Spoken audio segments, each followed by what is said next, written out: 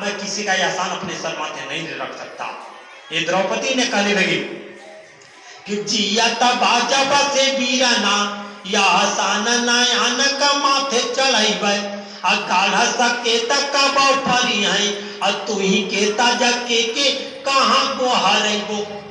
कभी संकट आ जाए तो किसको याद करोगे? गुरु को याद करेंगे कि हम याद करोगे?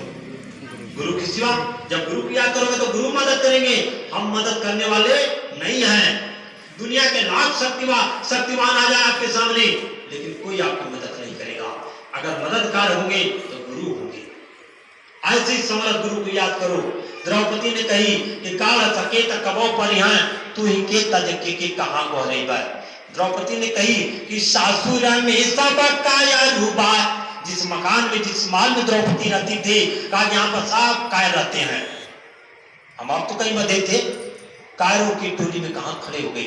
कहा सासुर में सब काया रूबा अब नैहर से मेरा नाम बोला वही बाय, अपने देश से अपने धाम से मेरे मालिक आएंगे। कहा नैहर से मेरा नाम कहा कि अपने स्वामी को मैं याद करूंगी, मेरा मालिक मेरी मदद करने के लिए आएगा।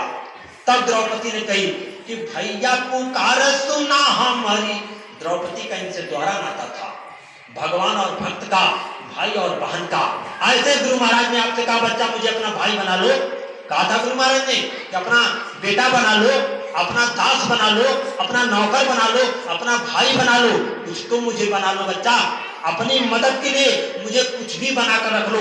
अगर बेटा बना लो तो भी तो आपका मैं मदद करूंगा, पिता बना लो तो भी मदद करूंगा, भाई बना लो तो भी मदद करूंगा, अगर गुरु मान लिया तो पूरा मदद करूंगा।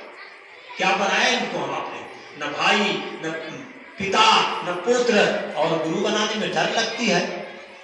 सोचो, गुरु महाराज ने ये वचन दिया था। द्रौपदी ने कही उस समय, प्रेमी भाई बहनों, द्रौपदी का इनसे दोहरा नाता था, भगवान भक्त का और भाई और बहन का। तब द्रौपदी ने कही कि भैया पुकार सुना हमारी अब बहिनी का गुहार लगा गिरधारी भूखा बीच सभा में उघारी तक काकर बातों हूँ आयम मुरारी। जब ये मेरा तन छूट जाएगा, ये आत्मा नरक 84 चली जाएगी, तब मेरी मदद करने के लिए आओगे। कभी हम अपने इनसे कहा, कभी अपने स्वामी से कहा कि स्वामी ये मेरी आत्मा नरक 84 चली जाएगी, नरक 84 के यानी सागर में जाकर गोते लगाएगी, तब मुझे आप दर्शन दोगे? रोक कर कहो एक बूंद आंसू तो गिरा दो अपने गुरु के नाम पर, एक बूंद आंसू गिरा दो। ये तो प्रेम के भूखे हैं। अगर जिस दिन आंसू की टपक गई दीन भाव से, इनको प्रकट होने में देर नहीं लगेगी। प्रकट करने के लिए जतन तो इकट्ठा करो, जतन इकट्ठा करना पड़ेगा प्रेमी भाई बहनों, तब एक जाकर सामने आएंगे। ये तो दर्शन देने के लिए व्याकुल हैं, लेकिन हम आप दर्शन पाने के लिए नहीं व्याकुल हैं। गुरु महाराज ने कहा बच्चा अगर तुम 2 कदम आगे आओगे तो मैं 4 कदम आगे आऊंगा। बच्चा 2 कदम तो मेरे पास आकर देखो, देखने भी नहीं कर पाते हैं। सोचो, कही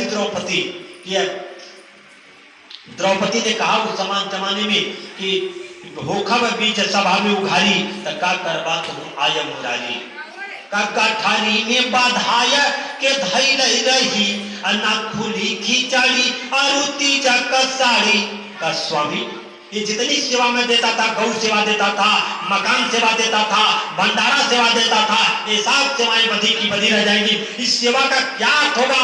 जो मेरी सेवा आपके कदमों तक नहीं जाएगी, आपको कबूल नहीं होगी, तो इस सेवा का क्या लाभ मिलेगा मुझे?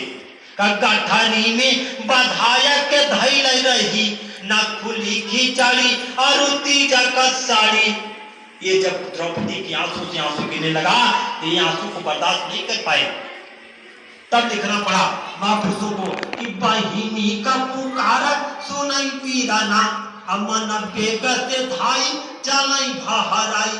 जब भक्त की पुकार प्रभु ने सुना तो मन की गति से दौड़ पड़े।